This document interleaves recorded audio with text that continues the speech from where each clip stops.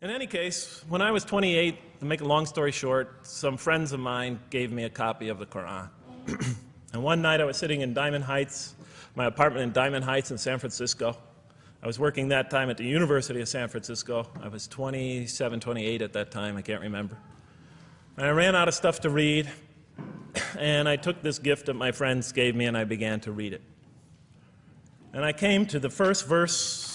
Well, I opened the Kur-an, read the first page, then the second, and then very quickly, in the second surah, about 37 verses into the Kur-an, I came upon the story of mankind. And I have to admit, I read through it very quickly. It was about 9, 10 verses long, the story of the first man and woman. And I recognized some of the details. It was similar to what I had learned when I was a child, but I noticed that there was something wrong. It was apparent to me that whoever authored this Kur-an, of course I wasn't a Muslim at the time, so I didn't have any idea who that was, whoever authored this Kur-an clearly did not understand the real meaning of the story, because they had obviously gotten the details confused. They didn't even understand the whole purpose of the story.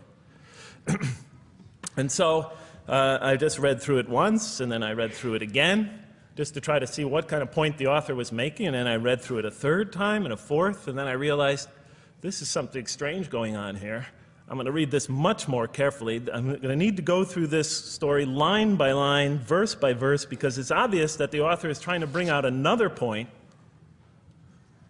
And I wasn't quite sure what it was, but definitely he packs a lot of meaning into almost every word.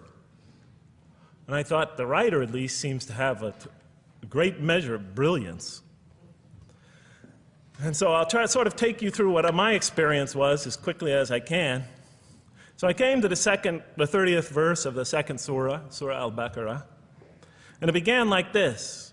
It said, "Behold, your Lord said to the angels, I am going to place a vicegerent on earth." The Arabic word is khalifa. It means a representative or an emissary of mine.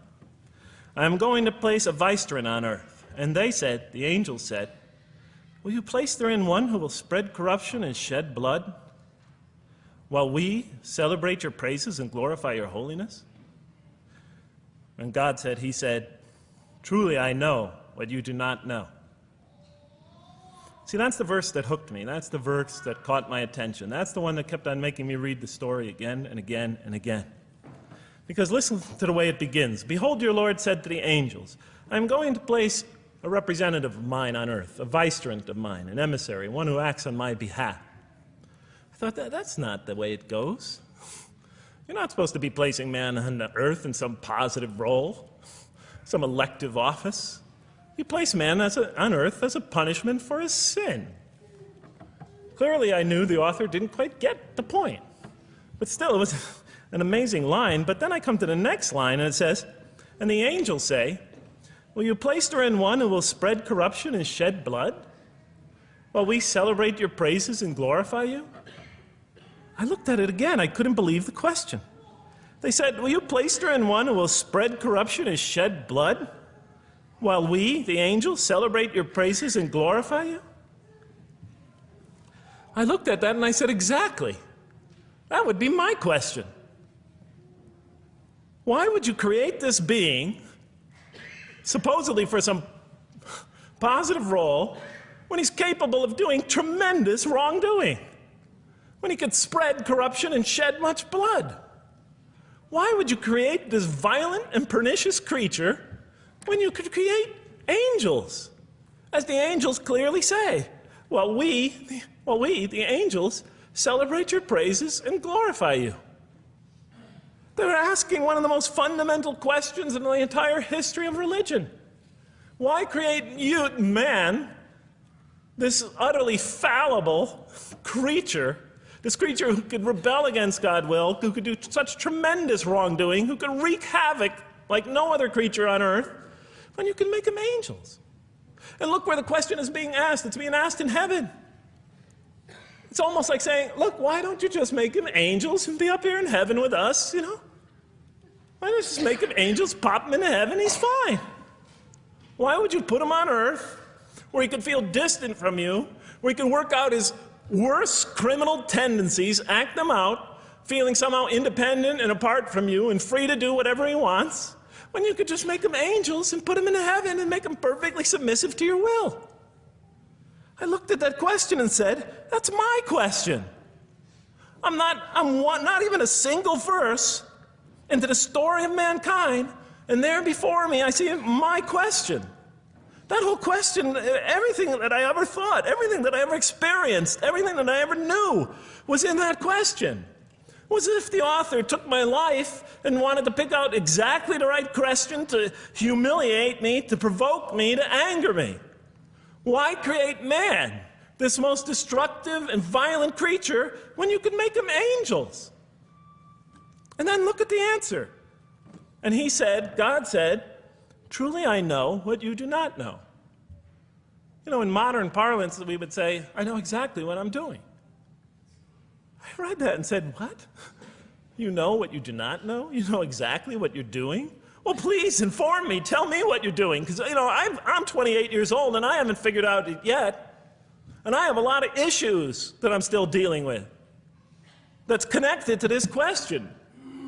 You can't just get off that easy. You can't just tell me you know exactly what you're doing. Not after what I've been through. Not after you made me this way.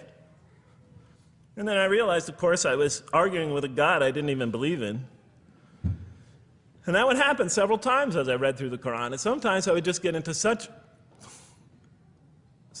agitated by what I read, I'd start arguing with this voice that I'm reading before me, that's calling to me. So we turn to the next verse.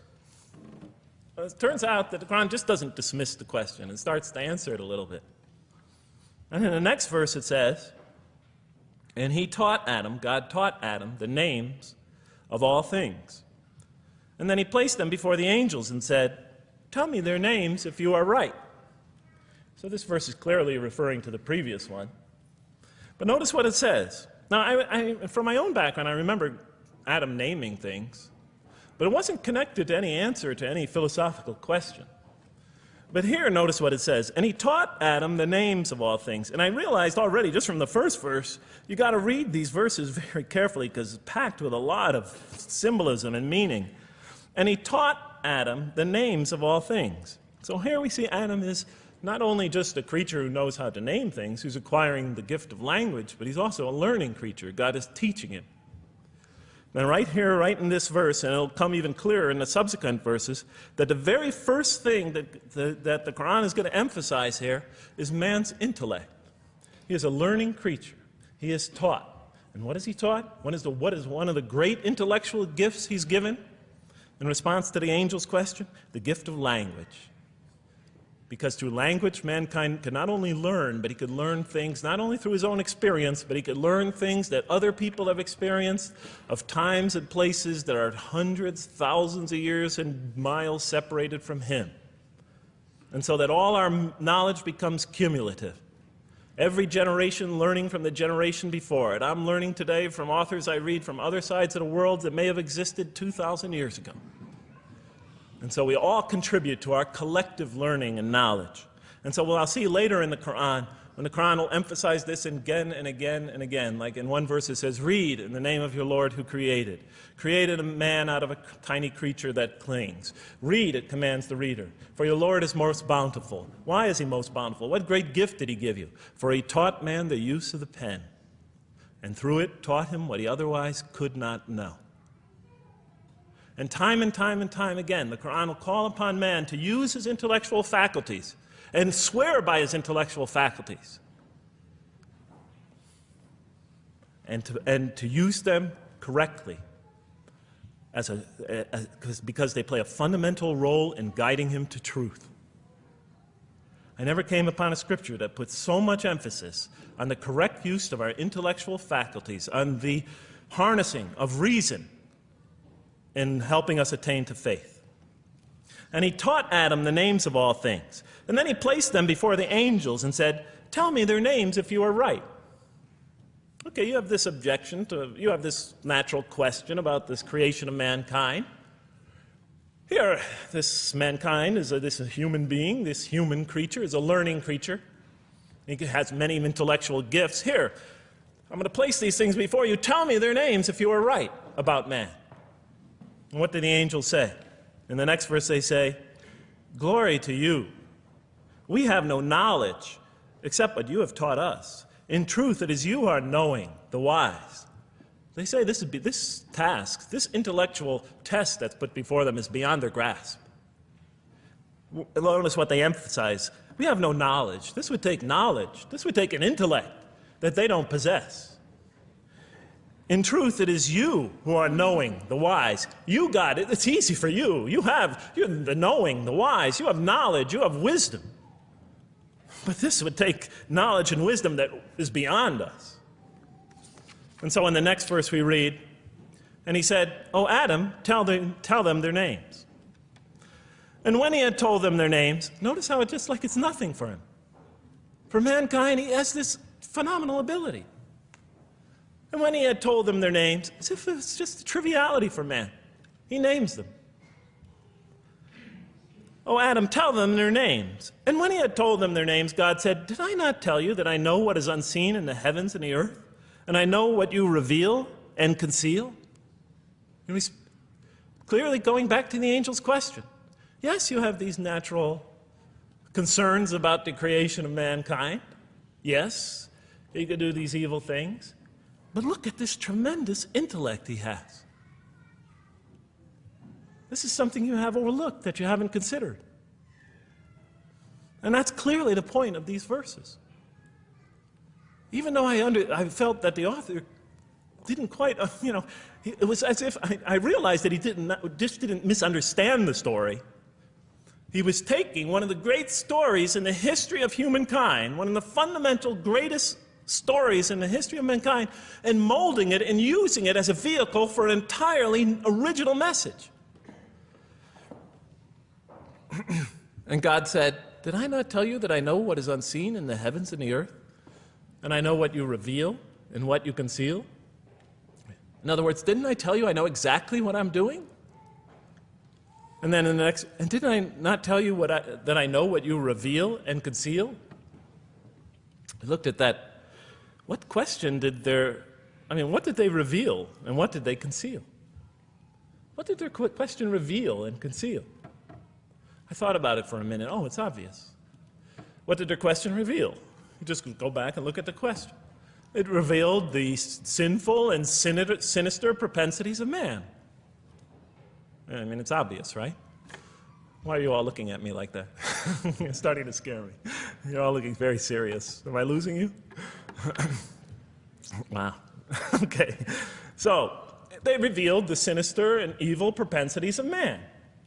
But what did their question conceal? And all you have to do is think about it for a minute. Human beings, yes, they could do evil.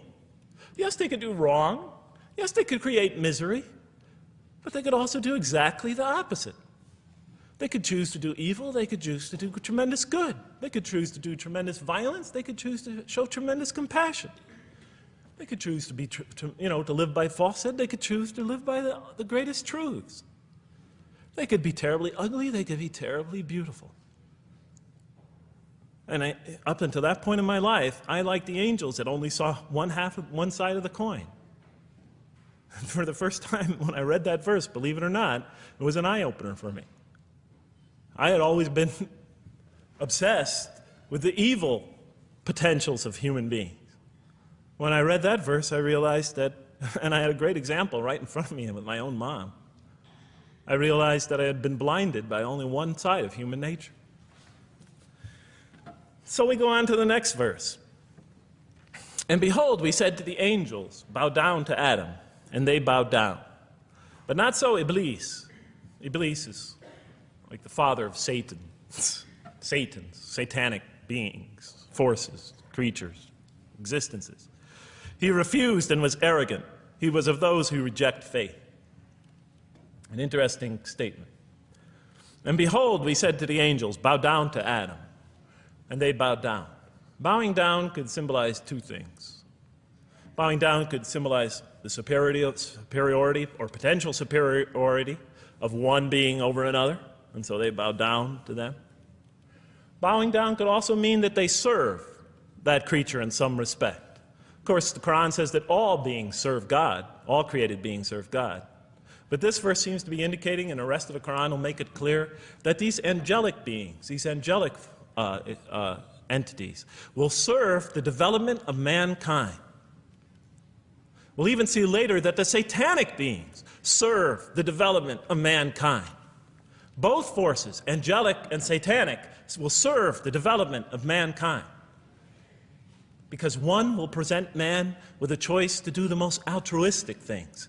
The other will simultaneously try to influence man in the opposite direction. And so human beings will be moral creatures and will have to make moral decisions. And it's in those moral decisions that they will grow spiritually and morally as human beings. And they'll take that into the next life. And the angelic and the satanic forces will be catalysts for those moral choices that they make. They will heighten the human being's awareness of the rightfulness and the wrongfulness of the choice he's about to make. And the self, the soul, the nafs, as they say in Arabic, will have to make the ultimate choice between good and evil. And that choice, that test will come again and again and again as human beings either grow or decline. And those tests will come again and again and again to try to help him towards his spiritual evolution, to bring him back, but that choice is ultimately ours. But I'm getting ahead of myself. And so we said to the angels, bow down to Adam, and they bowed down. But not so Iblis. Iblis is Satan, this rebellious force, this evil prompter, the one who whispers into the human heart. He comes into being. And with the introduction of Satan, we have the introduction of evil, that evil influences on human beings. And notice why Iblis does not bow down. He refuses because he was arrogant. You know, we often hear what's the root of all evil? In the West, it's always money, greed, etc. Here the Quran says seems to be saying that the root of all evil is not always material wants. It's not always money, it's not always greed. At the heart of evil is arrogance. Putting yourself above all others. Of assigning to yourself special priority and neglecting the rights of others. Of pride and arrogance and envy, the source of evil. He was of those who reject faith. I looked at that verse and I said, okay, I get why you would create angels to sort of influence man in a positive direction. But why in this story now are you introducing Satan? What sort of role was Satan play? And then, of course, you just think about it for a minute and you say, yes. The story is telling us that on one hand, we have these magnanimous urgings come from one direction. On the other hand, we have these satanic urgings coming from another direction. In other words, the Quran is telling us that man is not only a learning creature, but he's a moral creature. He has understanding of right and wrong. And God infuses those, allows those influences to come to him. Man is not only an intelligent being, but a moral being. And so, the Quran is not all that difficult to understand. You just sort of read it, I found, and you just sort of follow your nose through it and see what it's saying. I'm sure, as most of you in this audience know. Okay, so we see that man is not only a learning creature, but he is a moral being as well. There's another verse in the Quran that says, by the soul and that which whispers into it, or which breathes into it. It's morality, it's immorality, and it's God consciousness. Both of these we are under the influence of. And God allows us to be under the influences of. He creates us to be exposed to both influences. And then the verse says, truly he is successful, who causes it to grow. Causes his soul, his self, his real self, to grow. And truly he is lost, who stunts it, who disallows, who destroys his personal growth. So mankind is not only an intellectual being, but a moral being. And we said in the next verse, O Adam, dwell you and your spouse in the garden, and eat freely thereof what you wish, and eat freely thereof what you wish. But come not near this tree, for then you will be among the wrongdoers. I looked at this verse, and I was starting to wonder if the author was drifting back to the old story again. I was confused. And we said, "O Adam, dwell you and your spouse in the garden, and eat freely thereof what you wish, but come not near this tree, for you will be among the wrongdoers." I thought it was drifting back to the old story. Man sins, man's punished for his sins with earthly life. Maybe the author is drifting, he had a good idea, and now he's drifting back to the sort of traditional story. Maybe he couldn't make his mind up what story he wanted. Except for a couple things about this verse, and this happened with almost every verse as I read through it, is that the whole tenor of the passage is sort of not what you would expect. I noticed that the Quran in this story has a tremendous penchant for understating things. Because it says,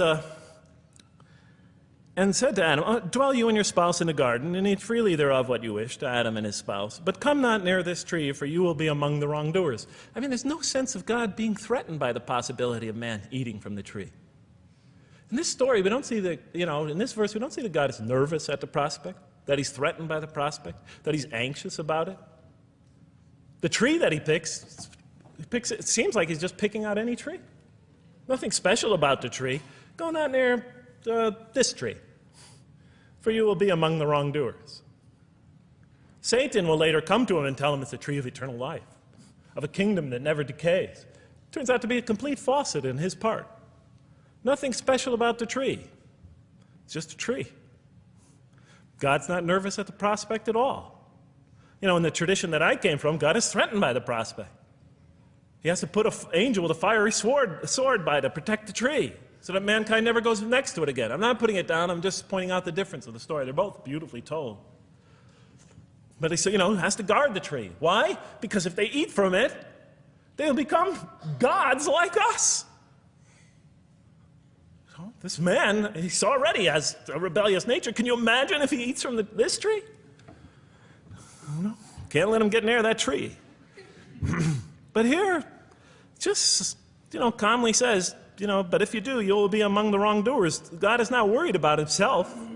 It's just warning man, making it clear that if you do this, you've committed a wrongful deed. Again, the whole tenor of all these verses that you read through it is God knows exactly what he's doing. Okay, next verse. But Satan caused them to slip and expelled them from the state in which they were. And we said, "Go you all down, some of you being the enemies of others, and on earth will be your dwelling place and provision for a time." What? I said? I mean, I was expecting now the rage, the anger, the violence, the jealousy. That's what I was expecting. Okay, they eat from the tree. Where's the rage, the violence? I'm going to punish you now. You're going to sweat on earth. And you're going to suffer, and you're going to stub your toe, and you're going to work, and you're going to labor. And you're going to die there for what you did. And where's the woman? All right? And the woman, right? She's the one who's going to suffer the most, right? She'll have to suffer labor pains and monthly cycles, right? And bleeding and crying out when her children come into the world. And she'll scream out. And worst of all, the greatest humiliation, the man will rule over her. When he's obviously her intellectual inferior, because she and the angels she and Satan seduced him, and he just bumbled along and committed a wrong deed. Well, I don't mean to make light of it, but the story is obviously different, though. No threat here. As a matter of fact, look at the way it says, "O Adam, dwell you and your spouse in the garden, and eat freely thereof what you wish. But come not near this tree, for you will be among the wrongdoers." Then they make the mistake. But Satan caused them to slip and expelled them from the state in which they were. And we said, "Go all you down, some of you being enemies of others, will be adversaries of others. Some of you will be adversaries of each other, and on earth will be your dwelling place and provision for a time." This is not a deity losing it. If you look at it, on earth will be your dwelling place and provision for a time. That's not the words of a God that has lost, that is really extremely upset. On earth will be your dwelling place and provision for a time. When I walked into the hotel today, and they said, and it's this nice one up here, I don't know the name, I can't remember the name of it, but it has a continental breakfast. And they said, your room will be room 111, and there's a continental breakfast in the morning. I didn't say, I didn't think they were mad at me. Because they said, you're going to sleep here, and this is going to be your provision in the morning. Oh, thank you. But notice something else about this verse. I mean, when you read these verses for the first time, I don't know, maybe I'm nuts, and many people think I am. But when you read these verses for the first time, I mean, this is just so much that catches your attention. But Satan caused them to slip. I remember, I couldn't get that verse out of those words out of my head. Satan caused them to slip. To slip? The greatest sin in the history of the human race, and it's called a slip? In my culture, slip means, you just momentarily, for a fraction of a second, you lose your focus. It's not a big deal. My Uncle Bob used to always say to me, Jeff, I'm sorry I'm 5 minutes late, I slipped up. The understanding is it's no big deal. It's just a slip. That's what we say when we make a minor mistake. I slipped up. Don't worry about it. Never happen again. A slip, I said? Momentary loss of focus? The greatest sin in the history of humanity? Why we're all here? Why we're all suffering? Why we experience death? A slip? I didn't believe it. I went to my Arabian friends at that time. I didn't know any Arabic. I came to this verse. We went through it line by line. I said, now don't change any words. Just read them one at a time. But Satan made them, and I said, okay, this one right here. What does it mean? Tell me what that means. They looked at it. It says, slip. Slip. And expelled them from the state in which they were. A slip, I thought? But then maybe I was trying to force the traditional understanding, the traditional interpretation. Maybe it was just a slip. I mean, after all, they didn't commit murder. They didn't commit robbery, rape, pillaging, assault. They ate a couple of pieces of fruit. It's not the greatest sin in the history of humanity by any means. And then the next verse says, and then they were expelled from the state in which they were. Well, what state were they? Let's see now.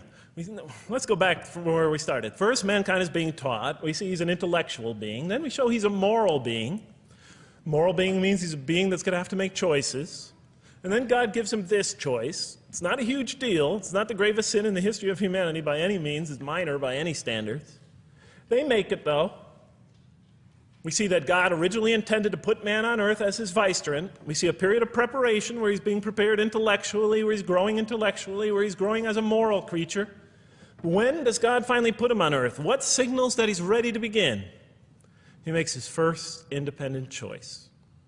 It's not the worst deed in the history of humanity.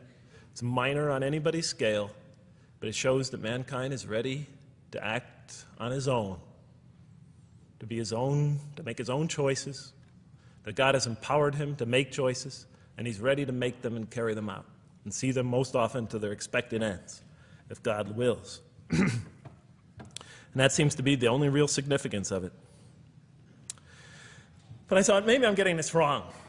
Maybe God just blows off into an angry rampage the next verse. So I look at the next one and it says, and then Adam received words from his Lord. And God turned to him mercifully, for he's oft returning, ever merciful. Well, if I had any doubts up till now that God is not enraged by what this has happened, that God hasn't prepared mankind for this choice, for what was eventually going to happen, that all this was preparation for mankind to begin his earthly sojourn in this famous allegory. If I had any doubts before now, I had them, certainly didn't have them after reading this verse. This verse is entirely consoling, reaching and merciful, reaching out to mankind in mercy. Mankind goes to earth. He's obviously afraid. He obviously feels remorse. He's in an unfamiliar environment. And what does God do? He turns to him. He turns to him. In Arabic, the word has the meaning of like a father turning towards an infant or a child or somebody, or a parent, a mother turning towards her child. And he turns to him mercifully, and for God is oft returning, ever merciful. And Adam receives words from his Lord. What kind of words? Probably words of consolation, words of hope, words tell him not to be scared, And in the next verse, we see those are exactly the type of words that Adam receives. He says, go down, Adam and his spouse. Go down from this state, all of you together. Repeating that again, just so that we know that this is not a punishment here. Go down from this state, all of you together, and truly there will come to you guidance from me. And whoever follows my guidance has nothing to fear, nor shall they grieve. It is an emotional picture. This young couple is here, in fear and in shame, feeling remorse, and God reaches out to them and turns towards them and tells them, you have nothing to fear, nor shall you grieve. I know this is tough for you, but you've been prepared for it up till now, through your entire existence. It had to happen. This is a necessary stage in your development, in your growth, but just hang in there, follow my guidance, be true to me and I'll be true to you. I'll guide you, I'll help you, I'll do whatever you need. Just follow my guidance and you have nothing to fear, nor shall you grieve. Okay. So I was impressed. I thought this author, whom I didn't know, I thought was extremely brilliant. Because the story is entirely coherent, but it's bringing out entirely new meaning. And it's stressing some things in the human equation that I would never have normally thought of. Actually, I thought these sort of things argued against the existence of God. Here, the author was using them to say, look at these. These play a fundamental role in the purpose of life. What? Intellect. Human beings have intellect. Right. In response to the angel's question, they are moral creatures, and they are subjected to evil and angelic promptings. And they have to choose between them again and again and again throughout their existence. And their growth, which the Kur-an talks about frequently, is going to depend on that.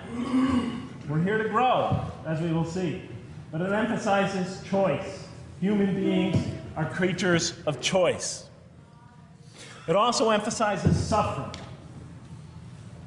Suffering. Hey, that's pretty nice writing. It also emphasizes suffering. Human beings are going to suffer here on earth. That's the first thing that the story mentions. Spread corruption and shed blood? Havoc, suffering, pain? Yes, these three things play essential roles somehow, the story is saying, in our development on earth, in our very purpose of our development. These are the three things we've always had the most trouble grappling with, all theologies have. Why give us intellect? If it leads us often to challenge in our minds the existence of God, if we can't reconcile the existence of God with our minds, with our reason, why give us choice if we could choose to do wrong? Just make us angels. Why let us suffer so on earth? Just pop us into heaven. And here the Quran is telling that these play essential roles in our attaining of faith. Not only these, of course, it also mentions guidance, God's forgiveness, revelation, etc., angelic forces, satanic temptation. It mentions all these other things as well, but these three essentially really caught my attention. I never expected that these three things would be emphasized. And so as I read through the Quran, I looked, anytime I saw anything that seemed to relate to this, I would write down notes and underline it. And I would walk up and down in San Francisco with my pen as I'm walking, because I like to walk about 7 miles every day, and I'd be underlining. My friends would always say, Jeff, what book are you reading? And I would lie to them. I'd tell them, oh, it's a great novel or something. I didn't want them to know that I was reading the Quran. I think they thought I was going nuts. But in any case, so very quickly, I was wondering, does the Quran really emphasize reason? Does it really emphasize choice? Does it really emphasize suffering? How much more time do I have, Madam Speaker? 35? 25, okay. I'll do the best I can. So let me just try to indicate to you, as I read through the Quran, and I'll try to get through this quickly, because you guys look tired. And I know you're interested to find out how that basketball game is turning out.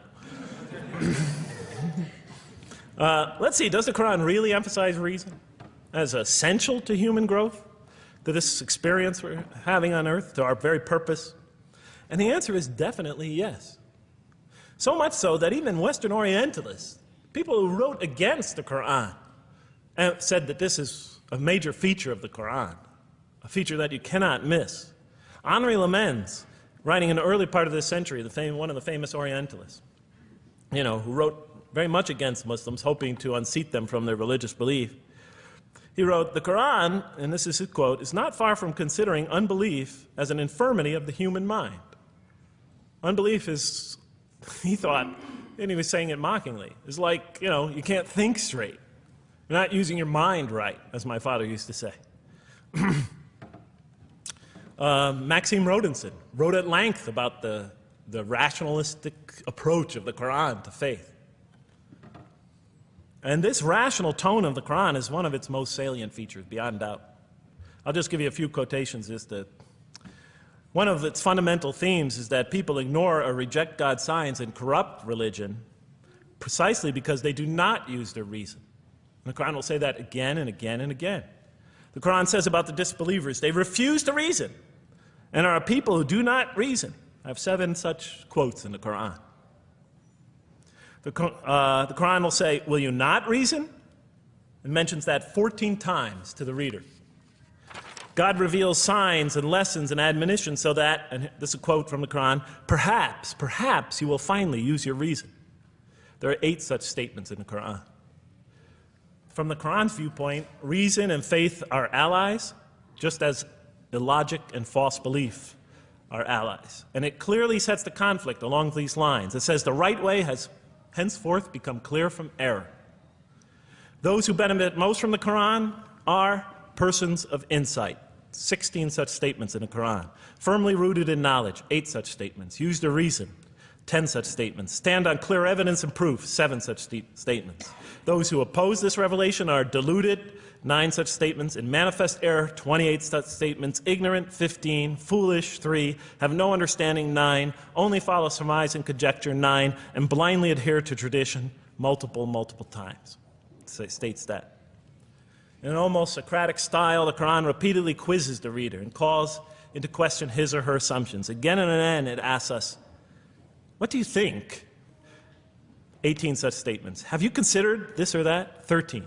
Did you suppose? 7. Sounds like a math teacher. Do they not ponder? 2 such statements. Do you think? Do you even think? 18 such statements. The message is clear. To gain truer faith, we need to free ourselves from inherited notions and examine our beliefs rationally. Learning plays a key role in human development. Read the Quran, exhorts the reader. For God taught us the use of the pen and taught humankind what it otherwise could not know. In life, nature, and history, in the Quran, there are signs and lessons for those who are wise. There are 21 such statements. The Quran states over 100 times that it has been revealed to make things clear. I thought the author of this Quran must have had a strong mathematical insight, a natural mathematician. All throughout, when I was reading, I was trying to imagine what he must have been like. God teaches humanity both directly and indirectly, and sometimes so subtly that we are unaware of his instruction. Thus, he tests us in multifarious ways. Of course, I just want to make it clear, Muslims believe God himself is the author of the Quran. Sometimes I give this speech and people come away and ask me, Jeff, who is the author of the Quran anyway? But I didn't know. So I was just trying to figure it out. Repetition is indicative of the importance given to certain ideas. It should be observed that the Arabic word for knowledge in the Quran, ilm, appears 854 times in the text in its various forms. It's one of the most frequently occurring words. So the Quran really does put great emphasis on reason in our spiritual quest. Does it put great emphasis on choice? Well, here's what it has to say. Let there be no compulsion in religion. The right way is henceforth clear from error. It's a choice, and it must be freely made. And it's a choice between correctness and error, between right and error, between reason and falsity. Had God willed, he could have indeed guided you all, it says in the Quran. I went, why not, I thought. Why not just guide us all? Why let some of us choose to go this way and that way? The Quran was constantly provoking me as I read it. Do not the unbelievers know that had God willed, he could have guided all mankind? Oh, do not the believers know that had God willed, he could have guided all mankind? Okay, I'm an unbeliever, I thought. Tell me, why didn't you guide all mankind? If you want us to be in conformity of your will, just make us that way. And if we had so willed, we could have given every soul its guidance. Why did you let us be creatures of choice? Just program us to do the right thing. Never make a wrong choice. Had God willed, he could have made us all one community. He could have made us clones of one another. But he didn't. It wasn't part of his plan. Enlightenment has come from your Lord. He who sees does so to his own good. He who is blind is so to his own hurt. It's your choice. It says it again and again in the Quran. Remember when I was reading this, I was a disbeliever. And this scripture is constantly reminding me, it's your choice, Jeff.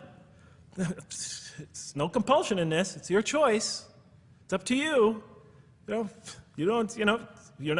probably not reasoning correctly here. Think a little harder. Come on, try. It's just a few more steps. And whoever is guided is only to his own gain, and whoever is stray, I am only a warner. It's your choice. We have revealed to you the book with the truth for mankind. He who lets himself be guided does so for his own good. He who goes astray, it's to his own hurt. It's his choice. There are many, many such references. I'll stop there. But you get the point. The Quran clearly emphasizes that choice plays a key role in our development. But what about suffering? I mean, suffering's the biggie, right? I mean, that's the real major question. What does the Quran have to say about suffering? Because every religion deals with suffering in a different way.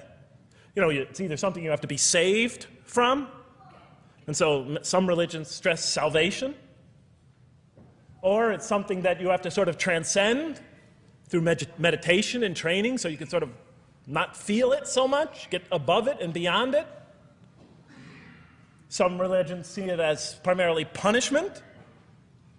Some see it as, some of the more ancient religions see it as the result of the precarious and whimsical, control of many gods working against each other, playing with human beings. Different religions have dealt with it in different ways. But almost all of them, I would indeed say all of them, have sort of seen it as something not so good. So let's see what the Quran has to say about it. Something to be avoided, to transcended, to be saved from. The Quran says just the opposite. You are going to experience it. You will suffer in this life. And it plays a fundamental role in your development, in your growth, and in what you are to become. This scripture didn't just say you're going to experience it. It said you should embrace it. You should struggle through it. Your life should be a struggle, it says. It should be a jihad. Yeah, right? But that's what it says. Jihad means struggle. When the Quran most says jihad, it's very seldom, it's most often not in the context of fighting. Qital is the Arabic word for fighting. But it says even in the Mecca verses, long before Muslims had to defend themselves against their oppressors, it mentions that you have to struggle in the path of God. With the Quran, it even says. Struggle in the path of God with this Quran. Life is a struggle. It says in one verse, most assuredly we will try you with something of danger and hunger and the loss of worldly goods, with the loss of your lives and the fruits of your labor. Most assuredly we will try you. It's not just talking about evil people, good people. But give the good news, the glad tidings. Be happy for those who are patient in adversity and suffering. Good news, I thought? Doesn't the author understand the terrible effects of suffering? Give the good news to those who are patient through adversity, who when calamity befalls them say, truly unto God we belong, and truly unto him we shall return. In other words, that this could benefit them. It was a remarkable statement. Here's another one. Do you think that you can enter paradise without having the like of those who passed away before you? And the next verses start to explain these people were good people who suffered terribly. Do you think that you can enter paradise without going through the same? Why, I thought? Why do we have to suffer in life? Misfortune and hardship befell them, and so shaken were they that the apostle and the believers with him would exclaim, when will God's help come? These are good people. When will God's help come? Oh, truly, God's help is always near. You will certainly be tried in your possessions and yourselves, the Quran tells the reader. You're going to face hardship. It's guaranteed. Every soul must taste of death, and we try you with calamity and prosperity, both as a means of trial. And to us you are returned. You are going to have hardship here. There is going to be no heaven on earth. This environment is made to be an environment of adversity. It is made to be an environment where you have to work, where you have to struggle, where you have to strive. And it plays a key role. Oh man, truly you've been toiling to your Lord in painful toil, but you shall meet him. You're toiling, yes, but you shall meet him. We certainly created man to face distress. What, I thought? We certainly have created man to face distress. You made us to face distress? Does he think that no one has power over him? Sometimes people get, so down, they just think, this can't be a God. Look how I'm suffering. He will say, I have wasted much wealth. Some people just become totally devoted to worldly aims. Does he think that no one sees him? Have we not given him 2 eyes to see with, a tongue, and 2 lips to communicate with, to learn from by communicating? Can't he see around him? Can't he tell from communication with other people? Haven't we pointed out to him the 2 conspicuous ways? What are the 2 conspicuous ways? But he attempts not the uphill climb. One of them is the uphill climb. And it says this is the way you should be pursuing. And what will make you comprehend the uphill climb? It is to free a slave, or to feed in a day of hunger, an orphan nearly related, or the poor one lying in the dust. Then he or she is of those who believe, and exhorts one another to patience, and exhorts one another to mercy. You have not attained to faith until you struggle the uphill climb. It's telling us. You should pursue the uphill climb. What is the uphill climb? Reaching out to your fellow man who suffers. To feed the poor one. To help the poor soul that's lying in the dust. And all over the world there are people in that state. And we watch the news as if it's just entertainment. And the Quran tells us this is something you should involve yourself in. That is the road that you should travel. It describes a successful life as an uphill climb. Well, I can see I'm running out of time, so I'm going to have to tie this up in about 15 minutes, I guess. But definitely the Quran emphasizes these 3 elements in the human drama. But as I read through it, I couldn't see how it all fit together. I mean, why didn't God just... Why? Why do we have to experience these? What purpose do they play? Just pop us in the head, beam us up, I thought. Well, one thing, like I mentioned before, the Quran will repeatedly emphasize that we're here to grow and to learn. And I'll give you 4 or 5 quick verses because I know you're tired. It says, Our Lord, and raise up in their midst a messenger from among them, who shall recite unto them your signs, and shall teach them the book and the wisdom, and who shall cause them to grow. We have to learn wisdom in the book, and Revelation in particular, and who shall cause us to grow. And we have sent among you of yourselves a messenger to recite our signs to you and to cause you to grow. Truly God was gracious to the believers, this is in the 3rd surah, when he raised up from among them a messenger from themselves to recite his signs to them and to cause them to grow. It is he who has sent among you who has sent among the unlettered people a messenger from among them to recite his signs and to cause them to grow. These are all distinct references. Just 2 more. There are many more. And the soul and that which breathed into it, its immorality and its God consciousness. He is indeed successful who causes it to grow. And he is indeed a failure who stunts it.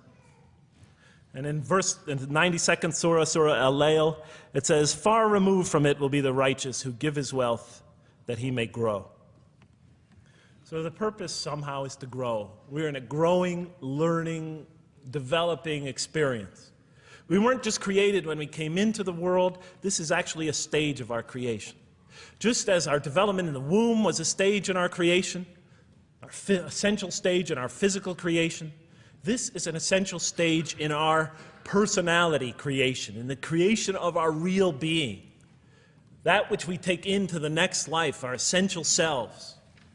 We've gone from the physical creation in the womb, primarily physical, now to the human creation, the personality creation in this stage. I thought maybe I'm, projecting my own neurosis into the scripture. Maybe it doesn't really emphasize that life has a purpose. But time and time again, I would find it does. For example, just quickly it says, those who remember God standing and sitting and lying down and reflect upon the creations of the heaven and earth and say, our Lord, you did not create all this in vain. You did not create all this in purpose. Just when I was starting to think, maybe the Quran really doesn't state a purpose of life. It really doesn't mean there's a real purpose of life. Maybe I'm reading into it something that is there. I would come upon verses like that would force me to just read a little further, make me think, well, maybe it's just around the corner. We have not created the heaven and the earth and whatever is between them in play. If we wished to take a sport, we could have done it by ourselves, if we were to do that at all. God doesn't create to satisfy his whims or fancies or entertain himself. Do you think that we created you purposely and that you will not be returned to us? It says in the 23rd surah, the true sovereign is too exalted above that. In the 44th surah, we did not create the heavens and earth and all that is between them in play. That serves a purpose. Now, what sort of purpose can it possibly serve? So I tried to, apparently the Quran speaks about believers and those who are the rejectors. You have the believers on the one hand, the rejectors on the other. Now apparently God has created us to be believers. So I tried to study what the Quran has to say about the believers, and it's a natural thing to do, to see what it wants us to become, if it has anything to do with these essential elements that it stated. I mean, it's a natural way to approach it. I think you agree. Do you agree? Somebody nod your head. That's what I say to my math students. Just one head nod is enough for a mathematician. Get one head going, okay, I did my job. Okay. So, how does the Quran describe the believers? What are they supposed to attain to? What is their ultimate thing that they're supposed to get? What are they ultimately supposed to achieve? And it's very clear when you read the Quran that what they will achieve in this life and will experience to so much greater degree in the next is they will experience a relationship of love with God. They will turn to God in love, and God will turn to them in love. In the Quran, God's mercy, compassion, forgiveness, kindness, beneficence, warmth, generosity, all the things we normally think associated with God are freely given to all mankind. But when the Quran speaks of God's love, we would normally think of that as God's love. But when the Quran speaks about God's love, it's talking about something very special. His love is always presented as a relationship between two. If we do not turn to God in love, then we just receive his mercy, forgiveness, kindness, beneficence, warmth, generosity, all those wonderful nurturing things, his nurturing, and we reject it. And so we never really experience that love, because we never really turn to it and open ourselves up to it. It is always there for us, but unless we enter into that relationship, that love, that give and take, that relationship of love is never developed. We reject it, and that's what the word kafir means. It means to reject, to turn your back, to ignore, to throw a gift that someone gives you behind your back.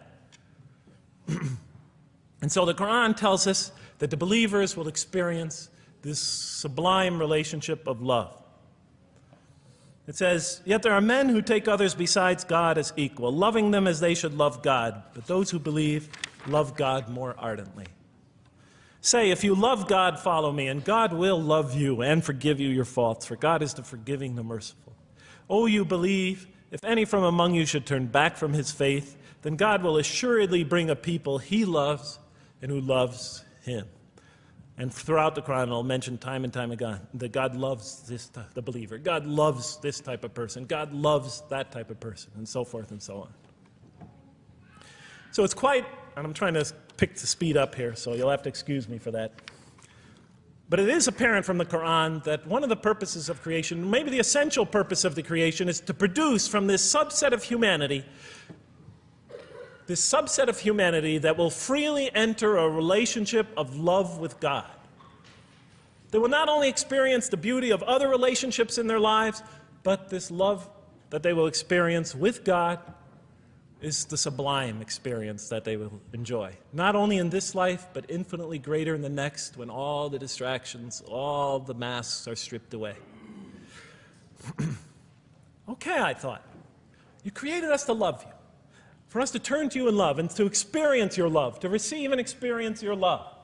But why do you need these? Just pop us into heaven, love us, and make us love you. Program us to love you. You'll make my dog love me. Do the same sort of thing. I kept on coming back to the same issue. Just do it. Okay. Still couldn't see it, and I was almost through the Quran, and I thought either I'm dumb or this scripture just never really got to it. Okay, so I didn't give up. I thought, okay, what's the next natural thing to do? Okay, so we're here to develop this relationship of love with God. The Quran tells us that, if we are believers and we do good, we'll experience great joy and peace in this life, not only through our relationship with God, but through complementary relationships with all the people around us, and this world will be a one for us of peace and serenity, even though we have to struggle and survive and suffer. But I couldn't see, how this all tied in with this suffering business, and why He couldn't just put us into heaven. So what's the next natural thing to say? Okay, so we're created to have this relationship of love with God, to enter this relationship, to experience and receive all that He has to offer us. So the natural thing to do is to study the two partners in that relationship. What does the Quran have to say about us, the believer? What does it ask of him and her? What does it require of them? And then what does the Quran tell us about God? And then is there some essential nexus, some essential connection between them, and does it have anything to do with these? Because if the Quran doesn't show that, then the essential link that links all this together, that pieces it all together, is missing. And as I thought to myself, whoever this author is, and by now I knew he had fantastic genius, even though he came from the primitive confines of the most backward, most uncivilized sector of humanity, of people that had no literary history, really, to speak of, no great works of literature, no scriptures that preceded him, even though he came from the desert of culture, even though this came out of that environment, and the mind behind it had to be tremendously and phenomenally genius to come out of that surrounding and produce something like this. If that essential link was missing, I knew that, he was great, but, and extremely great. But, what do you expect? How could anybody answer those questions? Nobody in the history of humanity has been able to answer them. Okay, so I thought, first I'll see what the Quran has to say about the believers. What does it require of them? Then what it has to say about God, and see if there's some essential link. Are you following me? You're giving me the note. Get off the stage. Okay, I'll do my best. It's a deep subject. We're almost done. Bear with me a few more minutes. I'm sorry, really. I know Siraj Wahaj, when he gives these sort of speeches, he always says, okay, I'm finishing up now, and then 10 minutes later he says, you thought I was telling you to do it? I won't say that, but just give me a few more minutes. Bear with me.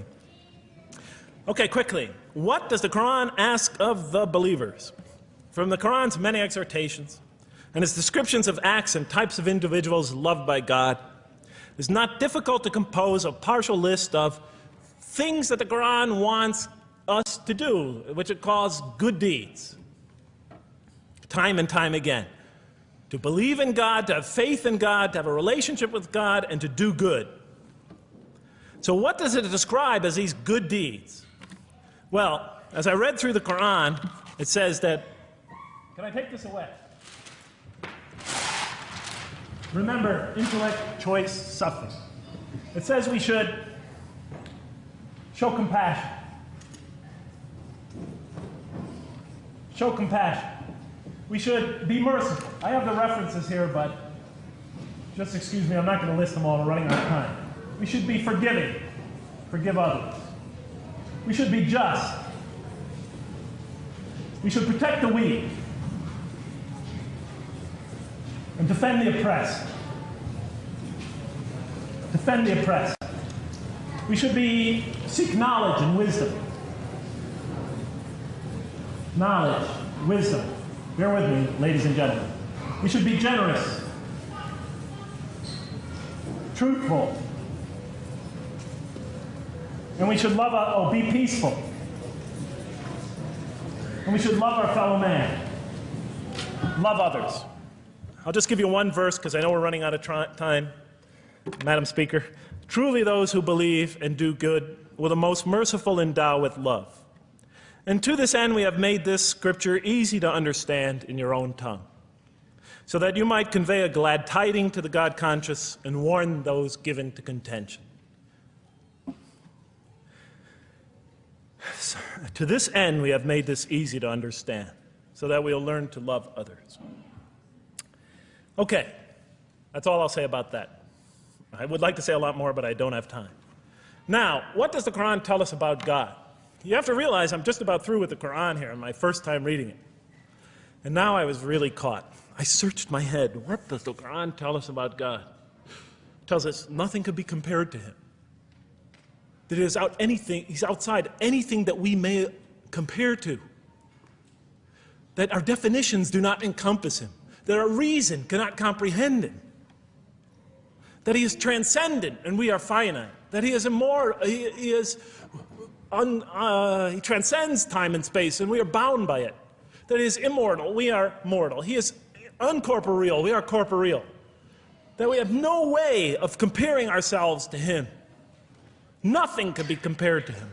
I thought, oh my God, I'm so close and yet so far. Because I'll never understand the essential link between us and God and why these three things fit into place. Because the Quran tells us that we could never really quite understand God. Or at least that's the way I thought.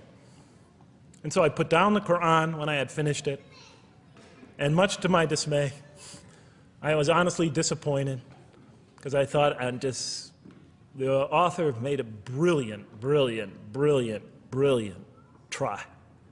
But he never quite made it. And so I was sitting in front of, about 3-4 weeks later, I was sitting in Diamond Heights in my apartment watching a football game, I think it was. And you know, sometimes things just slip into your minds when you least expect them, and I'm sitting there watching it, and all of a sudden into my mind came a thought. And I said, wait a minute. The Quran does tell us so much about God. It tells us again and again and again, but somehow I just missed it. Just skimmed over it every single time. Because if you turn to almost any page, if you turn to the beginning of any surah, you could see time and time again essential information about God that I just thought was sort of a literary device, something to make it just sound more beautiful. Because if you turn to the beginning of any surah, you'll see the words Bismillahir Rahmanir Rahim, in the name of God, the most merciful, the most compassionate. If you read almost any passage, long passage, when you come to the end of it, it's punctuated by dual attributive statements like God is the merciful, the compassionate, God is the forgiving, the gentle, God is the kind, the protector, God is the generous, the truthful, God is, and so forth and so on. There are tens of thousands of such references in the statements in the Quran. What the Quran defines as God's most beautiful names, his attributes of perfection, repeated again and again and again on almost every page. And as I sat there, sitting by the television, I started to jot them down in my, on my little piece of notebook there. Same notebook I used to jot these down before. And I began to list from my own mind the attributes of perfection as I remembered them. And they were, God is the compassionate. God is the merciful. God is the forgiving.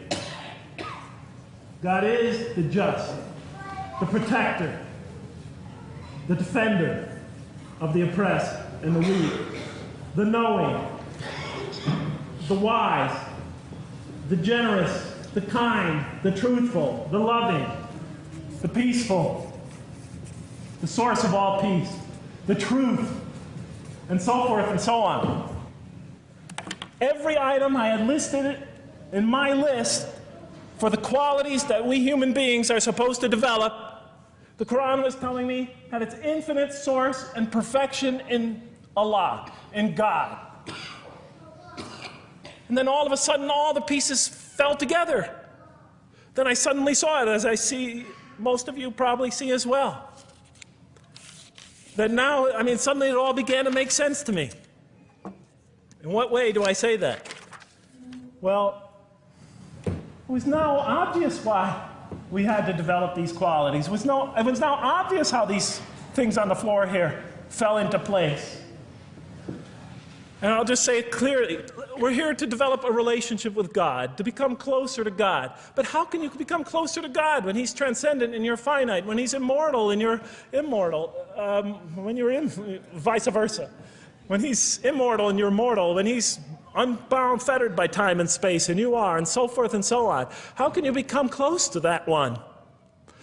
If I want to become close to you, I need to have something to share with you, something that we have in common. So, for example, if I want to come close to this young man here physically, I'll approach him, because we both have bodies, and I can position my body closer to him. Physical presence, bodily presence, is something we both share. If I want to become closer to that gentleman back there, if I want to become closer to him intellectually, I'll reason with him so we will have a convergence of minds, because we both possess reason. If I want to become closer to one of my sisters on this side emotionally, I'll try to appeal to their sentiments, because we both share feelings and similar types of experiences that generate those feelings. But how does one become closer to God? What do we share with Him? We share with Him exactly what He gave us. Because the Quran tells us that when we came into this life, He breathes into our spirit something of His Spirit. And that we come into this world with the seed of these very qualities within us. And we could either kill them, stunt them, as the Quran says, or cause them to grow. And when we grow in these, we grow in our ability not just to experience tremendous beauty in life through all this, but we grow in our ability to receive and experience the infinite beauty, the infinite peace, the infinite truth, the infinite compassion, the infinite mercy, the infinite, etc., all the way down the list, that only comes from the infinite perfect source of all these. The more we grow in mercy, the more we grow in our ability to receive and experience in this life and in the next, to an infinitely greater degree, the mercy of God. The more we grow in compassion, the more we grow in our ability to receive and experience God's compassion in this life, through prayer and through ritual and through contemplation and through other experience of others. And of course, infinitely more in the next life, the compassion of God. The more we grow in our truthfulness, the more we grow in our ability to experience God, the truth, because all truth comes from God. The more we grow in these things, the more we grow in our ability to receive and experience God's attributes of perfection. The more we grow in our ability to receive and experience His being. And that sort of nearness we are growing to Him is tied to our essential nature and to His. It's more than just physical nearness. It's more than just a convergence of ideas. It's more than just a convergence of feelings. It's a convergence of essential beings. It's the closest type of nearness two can feel, two can experience. I'll just give you a quick analogy, because this helped my children. Let's pretend I have a goldfish, a dog, and 3 children. 3 daughters, let's say. And I do have 3 daughters. No matter how much of my love, compassion, forgiveness, caring I pour upon that goldfish, it could only experience it to a tiny degree. It might not even really be aware of it, because it's a very primitive creature. But my dog, on the other hand, when I show it all my kindness, all my love, all my compassion, all of what is essentially me, it can experience it to a much higher degree than my goldfish. And through its interaction with me, through its own trying to give its own self to me, we could experience a quite wonderful relationship. But my children, especially as they grow older and go through their own experience and their own development, could receive and experience all the love and the compassion and the forgiveness and the caring and the generosity and the protection everything I have to offer, they could experience my being to a much higher degree than my dog ever can. And we could have a relationship of beauty that I could never have with my dog. As much as I love animals, having had 3 daughters, I know that the relationship that you have with 3 beautiful daughters could never even come close. No other relationship could approximate that. Of course, my relationship with my wife is also extremely beautiful, and she might hear this. And she's a wonderful woman, really. I mean, she's the source of so much beauty. But, okay, Madam Chairman, I am ready.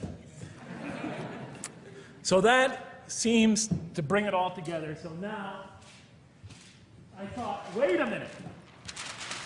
That doesn't explain this. Why the intellect? Why the choice? Why the suffering? I thought, you almost had me, this Quran. You almost duped me. You almost tricked me, seduced me into accepting this philosophy. But wait a minute. What about intellect, choice, suffering? Why do we have to experience these? Why couldn't you just programmed us to be merciful, compassionate, forgiving, etc.? Why do we have to go through all this? And then, of course, the answer came to me as quickly as I thought of it. So we are creatures, and we grow, and we become. And yes, and you can make us anything you want, but you can't contain any of those attributes I listed without these 3 things. In mathematics, we try, 3 premises that go into, proving a theorem. We try to see if we could take one of them away, and if it's essential. And all 3 of these are definitely essential. For example, you could program a computer never to make an incorrect statement, but it doesn't become a truthful computer. Never heard anybody say to me, Jeff, this Macintosh is the most truthful computer I ever saw. If it's programmed, it's not truth. You could program a CAT scan to help the sick, but it doesn't become compassionate. Never heard a doctor say, Jeff, if you want to see a compassionate CAT scan, you come right over here. Right? Because all those things, compassion, forgiveness, truth, caring, love, all are born out of choice, suffering, and reason. In order to do a compassionate deed, when we consider reaching out to someone in compassion, that person, first of all, that's inconceivable without the presence of suffering, an environment where there's suffering. And when we decide to help them or not, we reason in our minds, what is this going to require of me? It's going to require some suffering on my part, some in my giving of myself. And without that mental process, it doesn't become a compassionate deed. And if it isn't by choice, it's not a compassionate deed. It's that choice that makes it compassionate. Same thing with truth. Truth is a choice between telling the truth or not telling the truth. Oftentimes we tell it when we're at risk to our own personal loss. The more suffering that might come out of that choice, the greater is the truth behind it, the greater an act of truthfulness. And all the time we have to weigh the consequences of that choice. If I tell the truth there, my teacher's going to give me an F. If I don't tell the truth, I might get an A.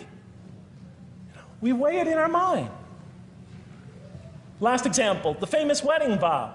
Do you take this woman to be your wife in sickness and in health, for richer or for poorer, until death do you part?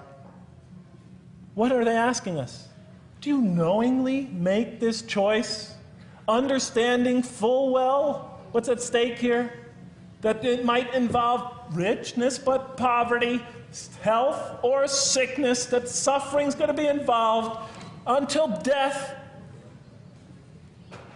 Once a young lady told me, you never really loved me.